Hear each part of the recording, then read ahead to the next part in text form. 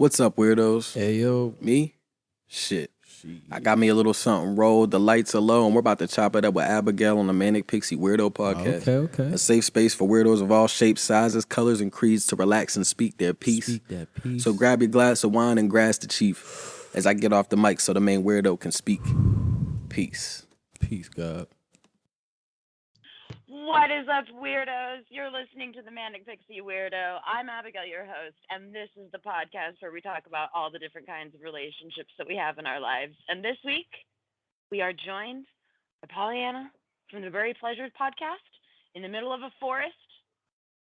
Please introduce yourself, tell us where they can find you, and tell us all about you.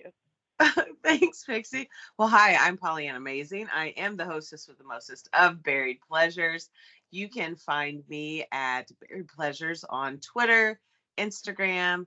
You can find me on Facebook at Pleasure Pathways. You can find me at berrypleasures.com. And you can listen to the amazing Buried Pleasures podcast on all podcasting platforms.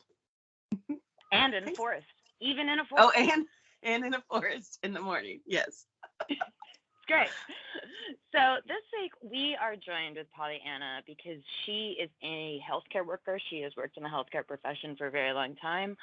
I have a lot of friends and family in the healthcare profession. Well, can you tell everybody a little bit about how you got into the healthcare profession? Well, it's a scandalous story, actually. I honestly, it's so scandalous. You know, my mother was a nurse. But she became a nurse when I was in high school.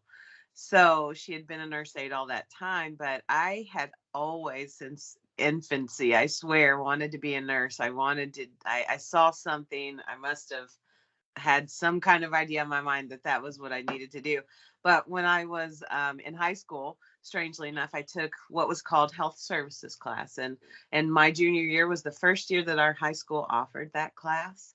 And whenever we started being able to go out into the community and work, you could work at the nursing home, a couple hours a day. And guess what you could do? You could take people out to smoke cigarettes. So I thought I was super cool. And I was able to take people out to smoke and smoke with them. So it's kind of nefarious, my my want to be super cool and smoke, but also I really wanted to be a nurse. Oh, absolutely, for sure. So and I got my certification. Cool people. Yeah, so cool. So I got my certification as a nurse aide. I did, hang out and smoke cigarettes with really cool elderly people for a long time. But moving forward, I just I went to school at the University of Kentucky. I've gotten every degree in nursing except my doctorate that you can get. So I was a CNA, which is certified nurse's aide. I was a licensed practical nurse. I had my associate degree, my bachelor's degree, and my master's degree because I like to take the long road. That's the kind of gal I am. I get it. But I'm just I've always just been that person who wanted to care for people. I don't know if that makes me sad or mad, but I love what I do, and I think it's a phenomenal career. I've never been without a job unless I wanted to be, and there are some really incredible people in the universe that I've gotten to meet, so it's been pretty cool all these years. And we'll say 32 years I have been oh my gosh, working with people. I know, but it's super cool. I wouldn't change it. Honestly, it's pretty awesome. That's awesome, though. That's so awesome. I'm hearing all upsides. I'm hearing only upsides. You get to hang out with cool old people. Yeah. You get to do something that you love. Yeah. You get to help people. Mm-hmm. I mean, it's just kind of like all the things. And you sound very happy with this. Okay, so let's take it back a few months ago during the middle of the pandemic. I was not that happy, right? So progressing through my career, I have worked mostly in the realm of emergency room, urgent care, critical care things. I worked mobile ICU for a little bit, and those are the critical life or death situation happenings. And I did that for a huge chunk of my nursing career. And I've been a nurse practitioner now for 7 years, I guess. And that changed my entire outlook on how I treat myself, as well as the people that I'm treating. Before, I was just kind of going. You kind of get this momentum going when you work on adrenaline, and that's what emergency room people do. They work on Yeah. adrenaline. And Oh my you gosh. know, there's no other job like that. There's no other job that you are in charge of people's lives, that you also are, you're the sounding board for every terrible thing that's happening in your community. When there's, critical incidents that happen, like let's say there was a, chemical spill at one of the local factories, and many families are affected in that, and you get to be the one that advises them or comforts them or makes sure that, they can proceed to the next level of care, whatever they need. So you're kind of the cornerstone of the community, and you don't even really realize it when you're in the middle of it. And I think that's the perspective that I've gained since I became a nurse practitioner, taught me that. And working in that environment type is not easy, no matter what anybody wants to say. Oh my gosh. Yeah, barring the fact, I live in Washington now, and a Who few years said ago. that was easy? Yeah, well, there are some people out there that just believe we sit around and play cards at night. That was a big thing. Or if you remember the fiasco about the doctor's stethoscope that went all over social media for a while, Oh yeah. that's one of those things where you have to be like, what? People are saying we sit around and do what? No, that's not how that works. It's exact opposite of that, actually. Oh my So, goodness. yeah, I can go Especially on if and you're in on. the ER. Yeah, Especially if you're in yeah. the ER. That's not a place where it's like real chill, guys. No, no, not. and Not and a during the super pandemic, chill. it got even worse for people. So, Oh, yeah, I took a little dip out right now, and I'm doing an amazing job doing podiatry, which I never thought in a million years. Okay, if you did a survey of emergency room staff, and they said, okay, how many of you think in 2 years you'll be working in podiatry? Zero of those people will ever say yes to that, because feet are gross, and it's, a lot of people have a problem with elderly folks. I love them, daggone it. I think it's great. um I love because old people. they're giving me a perspective that I never have, or that there are things that you can learn, but you can't learn that kind of stuff. You have to hear those stories, you know So much wisdom just yeah, from like totally, age alone. Just from totally, totally. just from that. Not even like talking about like in a healthcare environment, but just the wisdom alone of like Right, because they have lived so long, they right, right. obviously know more than me. So I love old people. I need to listen. It's been awesome. And for a lady my age, I'm a little bit older than I used to be. So now I'm the young hot chick again. So it's cool too. Congratulations. Thank That's you. awesome. Thank Do you. you Thank feel you. good? Do you feel good? Yeah, it's the sweetest, most endearing thing ever for you to make somebody feel so well that they need to return the compliment or favor, or, they just feel like you really, really care for them. And that's the best part about what I do, I think, is that I can watch people walk out the door smiling. And that's something that podiatry has given me that I was never capable of seeing in any other modality.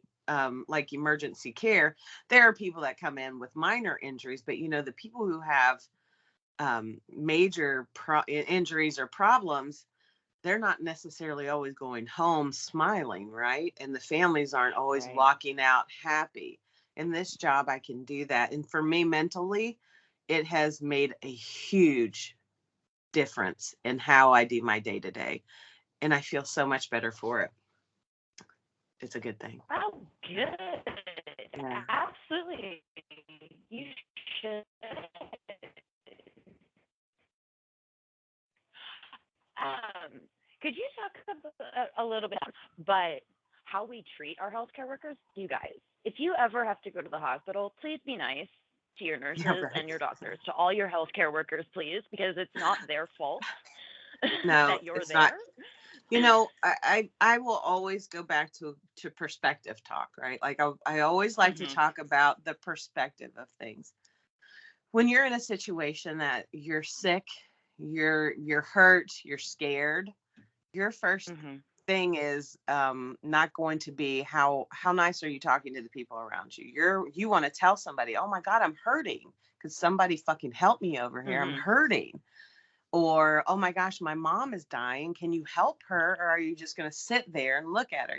Like those are the kinds of things that I've encountered that if it just takes maybe an extra couple sentences of, hey, we're here, we're helping, we're doing the best we can, but that doesn't always work, right? People don't always just say, oh yeah, sure, that's great, okay, thanks, I know my mom's dying, but I'll give you a few Mhm. minutes, right? You haven't peed for 12 hours. Right. That's cool, go ahead and pee, come back and work on my dying mom.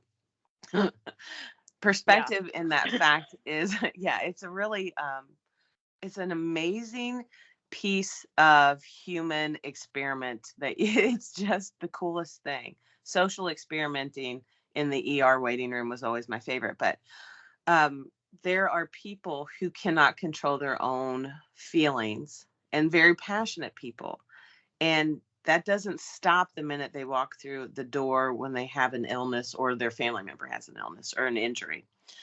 And whenever stress is high and you're scared, what's the first thing that people do? I mean, it's natural. They act out. They either cry or hide or get loud. And you have to really, in the middle of an emergency day, let's talk about that. You don't have the ability to shut off the six other people that just yelled at you in your own mind. And so patient number 7 comes in and yells at you, and you're just like, Jesus, why am I allowing these people to treat me in a way when all I'm doing is trying to help, right? Mhm. So those are the kinds of things that I think about whenever you talk about people not being so nice in healthcare sometimes. Patients coming in with unrealistic expectations of what care can be provided or how things work, because a lot of people don't go to Mhm. the ER on a daily basis. They're not going to know Right. what's the protocol for all these things. They just don't know. So there's not a whole lot of, unless you've been in a situation that makes you go to see a doctor or a healthcare provider, or go to the ER or an urgent care, or even if, go to your family practice doctor. If you don't do that on a regular basis, you're not going to know, and you're going to be afraid because people are, taking your blood pressure, and that hurts, and taking your temperature, and that's not comfortable sometimes. And they're also taking your clothes away from you when you're in the emergency room. So we're really stripping you down to the bare basics of who you are as a human. And you have no control over it once you pass through those doors. So it's a very intimidating situation for people, I think. Oh, Definitely. absolutely. And it's Yeah. and it's a scary situation. There's a lot of Right. fear there, I would Sure. assume. I mean, Absolutely. I've not that I would assume, because I've definitely been, you know, unfortunately, I think at some Right. point we've all been to the hospital, Yeah. and whether it was for us or for somebody else. And Mhm. yeah, there's a certain amount of fear there, and Right. also there's a certain amount of, like you said, just help. Hmm. And I completely and totally understand the idea of, like, my grandfather is dying, please help my grandfather. Like, Hmm. make him not die. Like, make him not, in Right. that urgency and that sense of urgency. And and then there's the repetitiveness, of, Uh-huh. like, I feel like I have to tell the story 100 times to 5,000 different people. and Correct. and it's frustrating. It can be For frustrating. sure. I just wish sometimes, people would have a little bit more empathy and compassion and understanding for healthcare workers in the sense that, like, they are there to help. Like, they wouldn't be here if they weren't trying to help. Right. And so, like, can we just be nice? Like, like, please, can we so just, sweet. like, try to just, like, be nice to, like, Right. everybody that comes into that room, because they really are trying to help. They really are. They're doing you guys are doing everything you can to really, like, try and help.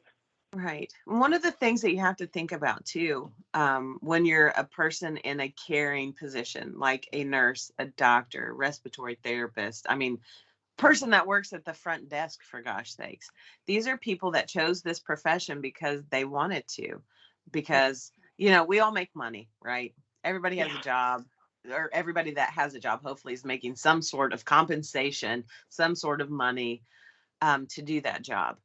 But you know what healthcare is? Healthcare is taking wonderful and caring individuals who really, truly, I've worked with some amazing people in my life. I couldn't even list them all. There's so many amazing people. But these amazing people also have their own lives that they're dealing with too. You know, there are amazing things that happen, but you know, everybody has a bad day once in a while. And, you know, we are getting paid to care for people, and corporations, and I hate to get on this soapbox, but corporations are taking advantage of the fact that there are caring people out there and they want to make money off of us, you know, and that's capitalism. That's the United States way, right? Like, that's what we're supposed to be doing. But in a strange and weird sense, healthcare is kind of I hate to say it even this way, like a communist idea, right? Like, we should be helping other people all the time. I know, like, we need to help people no matter what, right? And everybody should have access to it. Correct. But that's not a popular thing to talk about, right? Like, I think about it. Actually, I feel like it really is a popular thing to talk about, because, like, everybody deserves to like, because you don't know when you're going to get sick. Like, nobody knows. Like, you can't plan to get sick. So, like, that's not how it works. You don't plan on. I don't plan next Tuesday I'm going to have an emergency. Right. So. Can I have that kidney stone next week, please? Thank you. Right. It's a little inconvenient right now. I mean, well, that's exactly what we did with maternity. Think about that.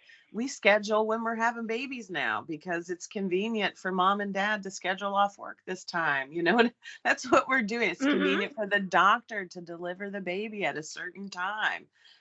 Those are things that didn't used to happen. People just went out in the woods and had a baby, you know? It's not I can't even imagine. I can't. No, right? But listen. So yeah, we come from powerful people, women. We do. Women are amazing humans. But the thing is that no matter what, you have to look at every night that I would go to work in the ER. Let's just do this example. I think it might be a little easier to understand. Not only did I have what I brought with me to work, so I'm a mom, I'm a wife, I'm a daughter, I'm I'm all these things. Multiple hats. Yep. I love my hats, actually. They're pretty cool. So you have all of these things that I have going on inside me. So I have my little microcosm of my universe spinning around in my head. And then I invade the space of these, sick or dying or injured people. And now I'm taking on their care because I've got my nurse hat on. And in that, so a lot of nurses that I have found, we're all empathetic in some way or another. Human beings are. Some people have the ability to turn it up a notch or two. So I believe that nurses are those individuals. And when I say nurses, I'm speaking in a broad sense and to include all medical providers or, care providers. I don't want to seem like I'm nurse centric, but I am. It's my perspective. But all of these people are coming together to help you or your loved one to feel better. That's what we're here for, or to diagnose what's going on. So maybe you don't have to be so afraid. So as a nurse at the bedside, I'm taking on all of this yuck. I like to call it yuck, because that's exactly what it is. Because really, honestly, you don't know exactly what their perception of what's going on. So the yuck is all the stuff that they're telling you that I have to be guarded with. Like if I have an abused patient, let's say, they tell me their story in my mind. Now I'm combining that with all the stressors of my life and translating that into language I think is, the meaning behind what they're saying. And man, it doesn't feel good sometimes to know that there are, abuses that happen, or that there are, people that will injure other people on purpose, that it's a terrible, scary thing to take that all on. And when you do it for many, many years, and if any other medical care workers are out there listening, it's a lot on your shoulders to do that. And there's not a whole lot. There's a more attention on mental health in healthcare providers now than there ever has been, and in our populations, period. But it doesn't mean that everybody's still seeking it out, or everybody doesn't Or still taking hold it those. seriously. Correct. Like, honestly, after 30 years, and after just, changing my career path at the beginning of this year, once again, I didn't realize the toll it's taking on me as much as I had. My husband used to say I was the baddest bitch ever working in the ER, right? But a few years after I got my nurse practitioner licensing done, he kept saying, "Man, you're weak. Why are you crying about these people? Like, why are you, you used to say, fuck it, let's just hit it, let's go. And now you can't do that anymore." And PTSD is real, guys. It happens to all of us, and it's an important thing to talk about, because we need to heal the people who are healing us, right? There are some really messed up people. Now that the pandemic happened, and they're passing out all these big bonuses for you to go do these dangerous things like be frontline in COVID. And some people may believe that it's dangerous, some may not, who knows. But I'm going to tell you from my perspective as a provider, frontline, working in the epicenter of the first United States COVID patient was in Everett, Washington, where I work. And oh my God. yeah. So, well, at the time in January, that was the first patient. And I don't know if they have since then. So if anybody out there's fact checking, honest, for at the time, that was it. So I don't know if that stat has changed since last year, but yeah. So I moved across country to take a job in this baller urgent care, just amazing place. And I'm thrust into this. Okay, now people are really, really sick and really, really dying, and they were really, really sick and really, really dying. So from my perspective, it was real in my face, and people were getting exhausted, and people were getting sick.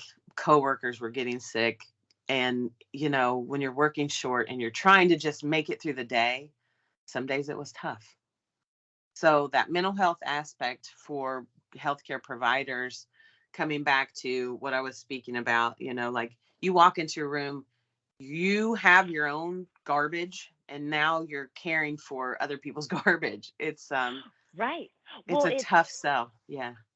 it's that, you're people too. Mm-hmm. And like I said, I have friends, family who have been in the healthcare profession for a really long time, and some that are relatively new to the healthcare profession. But like, y'all are people too. And so Right.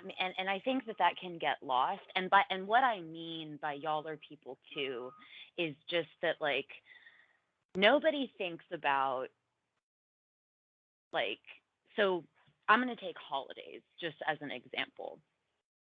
So the thinking in the healthcare profession is that people are still sick on Christmas.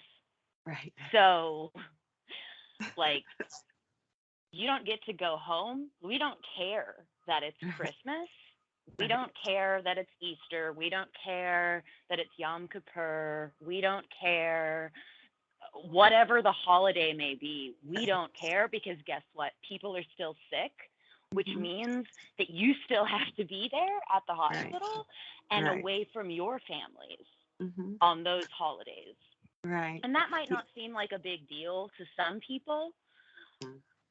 And I don't think that it really is a big deal in the sense that, like, if it happened just once, if it was like a once every 5 years kind of a thing where, like, you had to work on Christmas, that wouldn't be such a big I don't think there would be as much, like, resentment, I feel, a little bit of resentment. But it's not. It's like a every year, every other year kind of a situation. And just because you don't have to work Christmas this year doesn't mean that, like, you won't have to work Christmas next year, but it also doesn't mean that you got Thanksgiving off. It might mean that you had to work Thanksgiving so you could have Christmas off this year. Right. Or vice versa. Kind of a thing. And that can be really straining on the families of the healthcare workers, especially if there isn't a lot of, like, communication or, you know, for whatever reason. It can just be very straining in general. And so that's kind of what I mean by, like, healthcare workers are people too. Right. Well, you know, if you were to ask my children, and my children are older now, you know, they didn't know to have, you know, we didn't have birthday parties on their birthday. We didn't have Christmas on Christmas. We didn't do, you know, because most of the time I worked night shift too. So, you know, mom has to go away. And, you know, at night, that's the thing. Mom can't put you to bed tonight because mom has to work. So you go in at 6:30 in the evening. So you basically have the time from, you know, like, let's say 3:00 till 6:00 that you can even actually talk to these kids that you own and care for. So that's not a whole lot of time by the time you have to do dinner and, you know, homework and actually, you know, or sports, or, you know, like, there's so many things that kids of medical providers have to miss out on, just like every other thing, you know. But it's just one of those things that's a really big commonality with, if you ask anybody out there that has a nurse mom, they'll tell you what it's like to have a nurse mom. There's a huge opinion on that. My kids have one. They'll tell you every time. Yeah, my mom, she doesn't care about anything really, except making sure. Making sure your room is clean and that you go to school so that she can sleep in the morning so you're not waking her up when she comes home. Right. For real though. That's so real. Those are the things that go through your mind. And also be very quiet because mom is sleeping. Yeah. Nurse kids who have parents who work night shift, they all know, unless the house is on fire, you do not knock on the door. You better not ask to change the channel or, you know, where's some milk or anything like that. Dude, you have a system. I used to have a system for my son. He's he'll die. But I would put in the refrigerator, I would put a bowl of cereal with a plate on top and a little sippy cup of milk so he couldn't spill it when he was pouring it on his cereal. So he knew to get up. He would, you know, not during school times, but he would know to get up and eat, and he would satisfy himself. You know, he would play video games or watch TV or whatever, but he knew. And, you know, the sad thing about that is I think back to how much time I missed with my kids because I had other people's kids on my mind, if you think about it in that way. And one of the funny things that my husband always talks about is when my oldest daughter was about 3 or 4. No, actually, she was about 5, let's say. So anyway, she said, if I break my leg, people will pay attention to me, right? Because she equated going to the emergency room with people that she loved and wanted to be around, because I worked in the ER, her dad worked in the ER, her stepdad works in the ER, you know, like we all, like our nurse family, all doctor family, all lived in the ER. So, And I was always constantly saying, oh, mommy has to go take care of other people tonight, but I'll be back and I'll see you tomorrow. Right. Mm-hmm. How mentally, and I don't know that personally, I don't know how that affected my kids. Right. Mm-hmm. So I'm finding that out now. They're good. They're pretty good humans at this moment. but, Well, but listen, again, as yeah. somebody who has, like I said, friends, family in the Right. healthcare profession, I get it. Because, like, Hmm. I'm pretty sure I did the same thing where I Right. was like, oh, if I get hurt in some Right. way, then I'll get attention from the people that I want attention from. Right. Now, that's Right. not to say that I, like, went out Right. and, like, found ways to, like, Hmm. hurt myself to, like, get Right. attention. That's not what happened. Right. But I definitely, like, I get it because it's like the people that I love and care about are in this environment, and I just want to be with them. I just want to spend time with them. Right. Um, Right. and I understand what they're doing is good, and Hmm. it's caring and it's helpful, and I kind of want to be a part of that in some form or fashion. Now, as an adult, I absolutely cannot stand going to the hospital, like, for Right. anything. Like, I can't do it. I Right. hate it. I hate everything about it. I can't take it. If I'm Right. ever in the hospital, I'm like, get me out.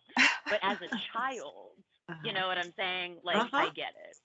Absolutely. So, It's a funny dynamic, honestly, if you think about it. It's not funny, haha, but funny unusual. But and just yeah. how we want to avoid the hospitals as much as possible because they cause so much anxiety. And that's one of the biggest things because people have different experiences. Either they walk in with a sick loved one and walk out without them, either whether Mm-hmm. whether they've passed away or whether they have been admitted to the floor. So those are things that cause major anxiety, and illness causes major anxiety. How am I Mm-hmm. going to go back to work? How am I going to pay my bills? How am I going to care for my family? You lose that ability the minute you cross that threshold. And things hurt. Care Mm-hmm. hurts, I know. So if you're sick and Yeah. you've been Nobody likes vomiting, you need getting shots. right, Nobody you need likes to IV get fluid, shot. right? Correct, you need Yeah, blood drawn. nobody likes this. It all hurts, and there's blood involved. Oh my god. That's supposed to Mhm. stay inside you, not on the floor. Those are the kinds of things that cause so much anxiety with people, and that's a huge part of it. Oh So yeah. one of the things that I always try to do is, first I find my audience. I try to figure out who am I talking to, and then I try to Mhm. use my perspective to help them gain their own perspective, and sometimes it's easier than others. Oh, absolutely. It's because Yeah. it's trying to find that translation. I Right. like to think of it as like a translation, and so Uh-huh. like you have now stepped into their world, like your Right. patient's world. And Right. so Right. trying to translate, and by translate, I mean trying to communicate effectively Mm-hmm. to the loved ones of the Right. patient, including Right. the patient. That's what's Uh-huh. known as bedside manner, you guys. Right. And uh and so like and it can be difficult sometimes. It sometimes it comes faster than other times when trying to effectively communicate to people, and then, oh my goodness, answering all the questions too, Oh, trying to effectively answer all of the right. questions from everybody. Uh-huh. That can be a challenge at times too. Right, right. I often think that if I had started charging people at least $5 a question years ago, I wouldn't have to work right now. You'd be a millionaire. I would totally be a millionaire. I would. And that's another thing that nurses do that is a pretty phenomenal thing. And I, again, we're saying nurses because that's who I am, and that's my Hmm. that's my group. But nurses are always there.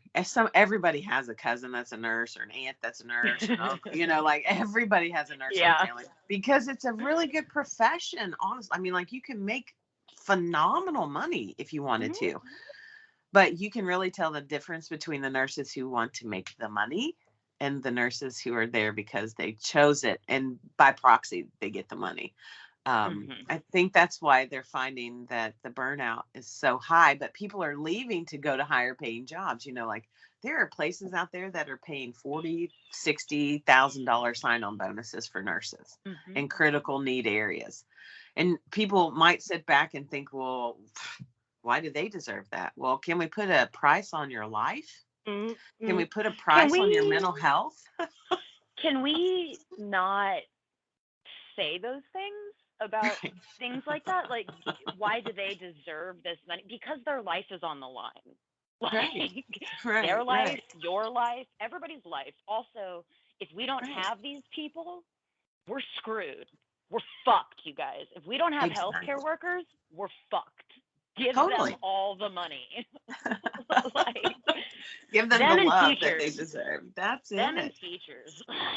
For sure. There are so many things out there that could be done to improve how healthcare works. And I could do a whole show on that for sure. Like preventative measures ahead of treating critical illness. There are ways that we can all do better, but nobody out there has been able to latch on to that idea and come to this agreement that, like holistic care for some people is the way they like to go.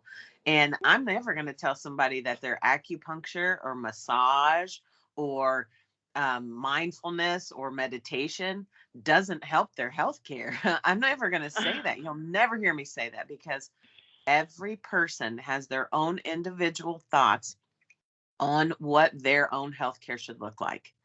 Yeah. And some people don't want to pick Western medicine. Some people like more, Eastern holistic stuff. Eat plants, eat mushrooms, whatever you feel like that makes you feel good, that doesn't cause, side effects. Right. Yeah. You should be able to search out somebody who provides that care for you. And that's a huge, big part of what the heck is going on in healthcare right now. Like, it's just a disastrous mess because corporations stepped in and said, holy shit, we can make a ton of money. There's so much money to be made. My God. So much money. It's just the most ridiculous of all things. And again, I'm profiting from that because I work in that environment. I would be sad if I didn't get paid to go to work. But I've also if you have said, an issue, if you have an issue with that, like you said, if you have an issue with the fact that like you're profiting, or like healthcare workers are profiting off of this, I understand that there's an issue there. My response, I suppose, to that is that's the world we live in. If you don't like it, then help us change it. Because that's capitalism. Exactly. That's how it works. Right. And that's a huge, big a thing for people is, everybody wants affordable healthcare. Why should we have to pay for healthcare? Well, if we wanted to have a society where we didn't have to pay buckets of money for healthcare, then preventative care, living better, eating better, making better choices in life, let's say, might be in line. But it's a whole lot easier to throw down $180 for a doctor's visit than it is to ever eat good for, your life. Well, is it though? Because $180 is a lot of money to some people. It totally is, but that's the perspective. Right. That's my perspective I'm coming from. Some people just think, oh, I'm going to eat what I want, drink what I want. I'm going to live my life. I don't give a shit. But then, oh my gosh, I'm 58 years old and I just had a heart attack and my whole life has changed. I can't go back to work. I can't do anything. I can't even have sex anymore because I'm on medicines that makes me not feel like I want to do that. My wife doesn't like me. There's so many things that. Well, if you address healthcare, you have to address all these other things as well. Correct. That's and that's one of the things that happens too, is that you can get into, there's so many offshoots of this conversation about being kind to healthcare workers and the reasons behind why it's not a good, like, healthcare is in danger right now, that you can go on and on and on. Yeah. Oh yeah, and you're definitely going to have to come back and talk to us about all the little branches because I love talking to you about this stuff. This is I amazing. love it. But but the other thing that I wanted to bring up too is that Yeah. just because okay, let me preface this by saying there is a stigma Yeah. around healthcare providers, healthcare workers specifically, that if you're in that profession, you make just fuckloads of money, just all the money, just all the money, all the money, all the money. Yeah. I would like to be the first person to say that that's a myth. Mm-hmm. That's a myth. And the Right. reason it's a myth is because let's just take nurses, for example, because you're a nurse. Yes. Thank you. You had to go to school. You had to go to school for that. Now, Right. you may or may not have had to take student loans out to go to the school. I Then may have. You had, then you had to go on to higher education. Then you went on to higher education within that profession, which isn't cheap, my friends and family. Guys, it's not cheap. Fellow people, fellow humans, it's not cheap. Okay, especially not in this country. Correct. So you might have taken out some incredible amount of student loans, and you have to pay. That doesn't go away. Mm-mm. That doesn't go away. I mean, I'm pretty sure even if you die, they're still like, we want our money. Like, so there's no getting out of it. They're going to get their money. And that significantly can reduce the amount of money that you have to live on, especially if you have a family. Correct. And if you went back to school, I'm a huge proponent of going back to school. When a degree is a degree, doesn't matter what age you get it at. I don't care. Right. If you want to change professions halfway through your life, by all means, you should be able to do that, and it shouldn't cost you $5 million to do. But that's neither here nor there. But if you went back to school later in life and you have a family, that effect is compounded. So it's not necessarily that healthcare workers make all this money, because that money is gone the minute the bills hit. Everybody, it doesn't matter how much money you're making, guys, you still got bills to pay. You know, I think a lot of people, I don't think people understand. The 1950s doctors, hands down, were respected, made money. It doesn't work that way anymore. You know, like you can, again, I don't want to sit here and say that I'm so sad that I don't make money. I make a wonderful living. I can afford things for my family. I'm still paying student loans and will for the next 100 years, but it's cool. But a lot of people don't realize that to be able to write prescriptions, you have to pay the federal government $888 a year for a DEA license in every state that you practice. So like for me in particular, I'm licensed in Washington and the state of Ohio. And so I pay out $888 to each state federally. Then also for each state that you're licensed in, you have licensing fees every year, or you have to keep up with your education. You can't just become a doctor and then you never have to go to another class about doctor stuff, you know, or nurse practitioner stuff, or nurse stuff, or like EMTs and paramedics. Everybody has a licensure exam or a certification exam that you have to take. And that stuff's not cheap. And sometimes it's yearly. Right. Sometimes it's yearly. Sometimes it is yearly. Well, you have to keep up with your education units, or you get in trouble for sure. But you know, there's a huge cost that goes into keeping up to date on new practices, new ways of, new practice modalities, all those things. So a lot of people don't think about that. And again, there are places that reimburse their employees for that. There are places that do not. So there is a lot of money that you have to talk about that goes into just being a provider. But the basis of all of this talk about being a nurse, being a provider of care, is we are just a bunch of wonderful, empathetic, loving people for the most part that are just trying to use what we've learned, the knowledge that we've gained, the science that we've gained, into translating into a language to which other people can understand and benefit from that care.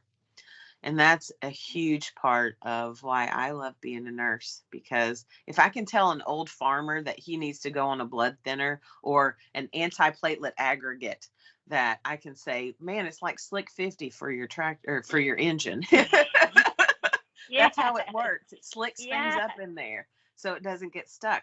That's my translation, and that's my language of love to the humanity that I serve. And I love being a nurse and a nurse practitioner, and I'm an individual that I can feel like I can say that in my lifetime, I have made more than one person feel really good for at least 5 minutes a day. I can say that. I can. And that makes me feel good. And no matter what, nobody can take that away from me. Nobody. No, they can't. Nobody can take that away from you. That makes my heart happy for you.